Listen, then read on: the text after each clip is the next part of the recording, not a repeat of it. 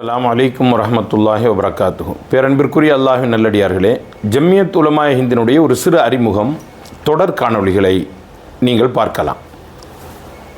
ஜம்மியத் உலமாய ஹிந்த் என்பது இந்தியாவினுடைய விடுதலை போரில் பங்கு பெற்ற பின்னால் தன்னை ஒரு சமூக இயக்கமாக நிலைநிறுத்தி கொண்ட மாபெரும் இயக்கம். ஏறத்தாழ பல கோடி மக்களை உறுப்பினர்களாக கொண்டு 100 ஆண்டுகளுக்கு மேல் இந்தியாவில் மக்கள் இயக்கமாக செயல்பட்டு கொண்டிருக்கின்ற ஒரு பேரியக்கம் என்பதை உங்களுக்கு தெரிவித்துக் கொள்வதில் நான் மகிழ்வடைகிறேன். இந்த ஜம்மியத் உலமாய ஹிந்த் எப்படி உருவானது, ஒரு சிறு காணொளியில் 1-2 நிமிடங்களில் இதை நாம் பார்க்கலாம். 1919ஆம் ஆண்டுதான் ஜம்மியத் உலமாய ஹிந்த் உருவானது. அதற்கு முன்னால் தேவபந்தினுடைய உலமாக்கள் வடநாட்டினுடைய மற்ற உலமாக்களோடு இணைந்து இந்திய சுதந்திர போராட்டத்திற்காக வேண்டி மிக பெரும் பங்களிப்பை தந்து கொண்டிருந்தார்கள்.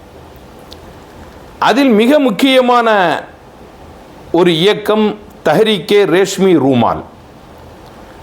மஹ்மூத் ஹசன், ஷேகுல் ஹிந்த் மஹ்மூத் ஹசன் ரஹமத்துல்லாஹி அலைஹி அவர்களை தலைவராக கொண்டு இந்தியாவிற்கு அப்பால் இருக்கின்ற அந்நிய பிரதேசங்களில் தங்களுடைய ஆட்சியை நிலைநிறுத்தி கொண்டிருக்கின்ற ஆட்சியாளர்களின் உதவியோடு இந்தியாவிற்கு விடுதலை பெற வேண்டும் என்பதற்காக வேண்டி பட்டு கைக்குட்டை இயக்கம் ஒன்று ஆரம்பிக்கப்பட்டு பல்வேறு நாடுகளுக்கு தன்னுடைய சீடர்களை மஹ்மூத் ஹசன் ரஹமத்துல்லாஹி அலைஹி அவர்கள் அனுப்பி வைக்கின்றார்கள். அவ்வாறு சென்றவர்களில் உபைதுல்லாஹ் சிந்தி ரஹமத்துல்லாஹி அலைஹி, ரஞ்சித் சிங் என்ற பஞ்சாபினுடைய ஒரு குறுநில மன்னனின் குரோதத்தாலும் கழுத்தறுப்பு வேலைகளாலும் பிடிபடுகின்றார். இவர் பிடிகிடைத்ததற்கு பிறகு பிரிட்டிஷ் அரசாங்கம் அவருடைய தலையை விலை பேசுகின்றது.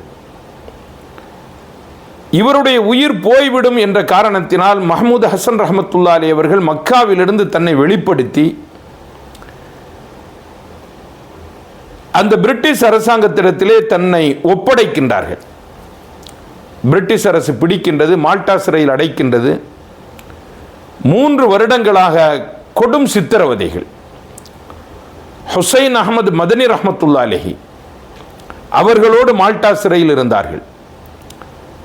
மஹ்மூத் ஹசன் ரஹமத்துல்லாஹி அலைஹி அவர்கள் மால்டா சிறையிலிருந்து வெளிவந்ததற்கு பிறகு எப்படிப்பட்ட ஒரு நிலைமையை நாம் விடுதலை போரில் மேற்கொள்ள வேண்டும் என்பதை சீரிய திட்டமிட்டு, இனிமேல் இப்படி நாம் இருப்பது கூடாது, இதற்காக வேண்டி வேறொரு வழிமுறையை கையாள வேண்டும் என்பதாக முடிவு செய்கின்றார்கள்.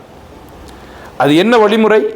அடுத்த காணொளியில் பார்க்கலாம். அஸ்ஸலாமு அலைக்கும் வரஹ்மத்துல்லாஹி வபரகாத்துஹு.